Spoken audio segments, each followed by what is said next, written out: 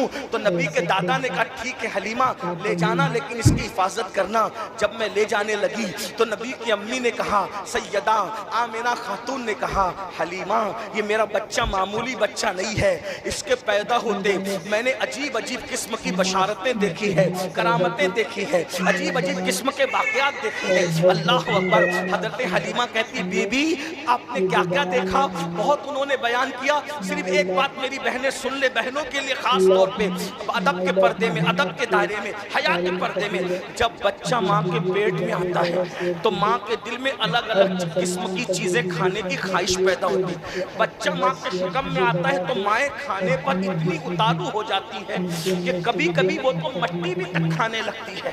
ٹھیک, اللہ جسم میں مختلف قسم کی بدبو آتی ہے اور طبیعت بوجھل رہنے لگتی ہے. حیا کے پردے میں کہہ رہا ہوں. لیکن یہ میرے نبی کی امی کہتی ہے جس دن وہ میرے پیٹ میں آئے میرے دل سے کھانے کی خواہش ہی ختم ہو گئی. ہر بچہ آتا ہے کھانے کی خواہش لاتا ہے.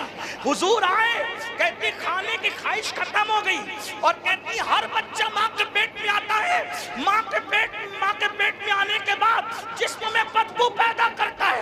فرماتی ہے جس دن سے محمد میرے شکم میں آئے اللہ اکبر ایسی نامعلوم خوشبو آتی تھی کہ مکے کی عورتیں باتیں کرتی تھی آمنہ اتنی مہنگی مہنگی خوشبو تو کہاں سے لاتی ہے جو ہم نہیں پاتی.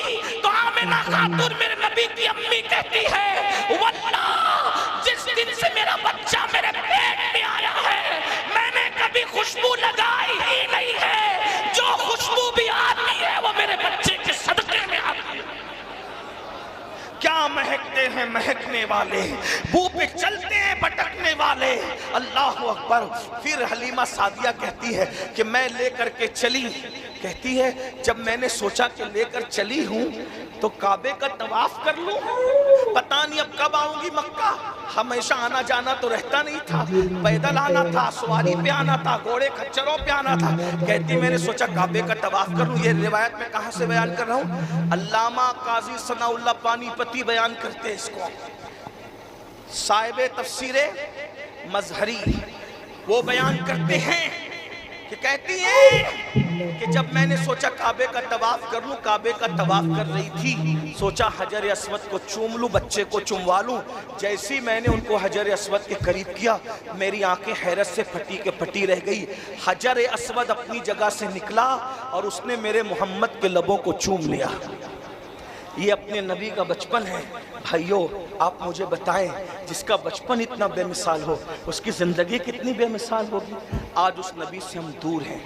بس اپنی گفتگو کو سمیٹتے ہوئے عرض کروں اسی اللہ کے رسول علیہ السلام نے ہمیں زندگی گزارنے کا سلیقہ دیا. اللہ کے رسول نے ہمیں یہاں تک بتایا کہ بیت الخلاء میں بیٹھنے کا طریقہ کیا ہے. ایک شخص نے سیدنا سلمان فارسی کو تانا دیا یہ تمہارا نبی کیسا ہے, وہ بیت الخلاء میں بیٹھنے کا طریقہ بھی سکھاتا ہے. تو حضرت سلمان فارسی نے کہا الحمدللہ ہمارا دین وہ ہے جس میں بیت الخلاء کا طریقہ بھی سکھایا گیا ہے. تمہارا بھی کوئی مذہب ہے جس میں استنجا کا تک ڈھنگ نہیں سکھایا گیا؟ یہ تمہارا بھی کوئی مذہب, یہ ہمارا مذہب ہے. بھائیو حضور نے سب سکھایا. ہم حضور سے نہیں سیکھ رہے, ہم اللہ کے رسول سے نہیں سیکھ رہے. اسی لیے ہم کہاں سیکھ رہے ہیں؟ فلموں سے.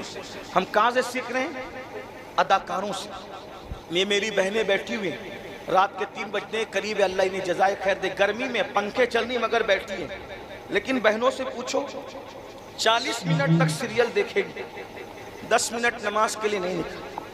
پھر جب یہ بازار میں جائے گی تو دکاندار سے کہے گی کیا ذرا وہ کپڑے اور ڈریس نکال جو سیریل میں فلاں اداکارہ نے پہنے تھے.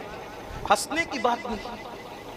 اور وہ کپڑے کون سے ہوں گے جس میں آستین کے بعد بھی ہاتھ نظر آئے گا, کپڑے کے بعد بھی جسم نظر آئے گا. ہنسنے کی بات نہیں. جہنم کا ایندھن بن رہی ہے. یہ کپڑے خریدنے نہیں جا رہی ہے, جہنم خریدنے جا رہی ہے. مرنا ہے بہنوں. فلم کی اداکاروں کو آئیڈیل بنایا, سیدہ فاطمہ الزہرا کو آئیڈیل کب بناؤ گی؟ سیدہ زینب پاک